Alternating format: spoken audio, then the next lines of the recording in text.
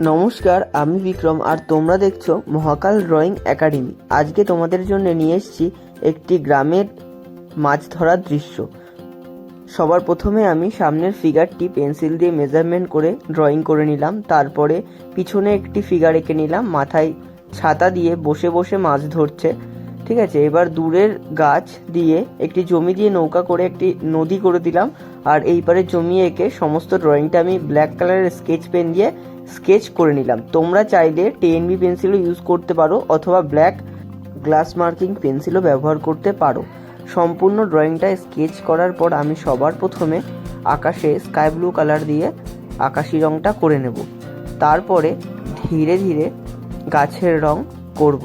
গাছের রং সবার প্রথমে হলুদ করে নিলাম, তারপরে হালকা সবুজ, শ্যাপ গ্রিন আর ডিপ গ্রিন দিয়ে গাছের রংটি আর দূরের গাছের রংটি কমপ্লিট করে নেব। তোমরা দেখতে পাচ্ছ।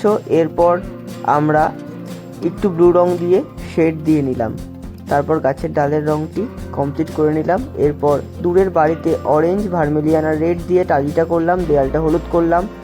আস্তে আস্তে নৌকার রংটি করে ওই পারের জমি হালকা নোংরা হলুদ ও ডিপ নোংরা হলুদ দিয়ে মিক্স রং করে নিলাম। তারপর আস্তে আস্তে নৌকার ছায়াটি জলে ফেলে দিলাম। এরপর ছাতায় গ্রে কালার করে সমস্ত জলে রংটা করে নিলাম।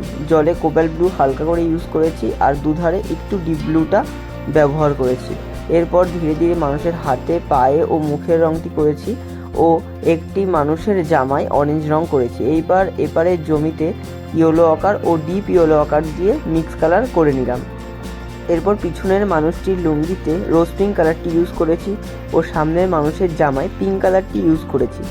এরপর আস্তে আস্তে সামনের মানুষটির লুঙ্গিতে ফ্রেঞ্চ আল্ট্রামেরিন কালারটি ইউজ করেছি। এরপর আস্তে আস্তে মানুষের মাথায় ব্ল্যাক কালার একটুখানি ব্রাউন শেড দিয়ে কমপ্লিট করে নিলাম। সম্পূর্ণ আঁকাটি তোমাদের কেমন লাগলো আমাকে অবশ্যই কমেন্ট করে জানিও। তোমাদের কমেন্টের অপেক্ষায় থাকলাম।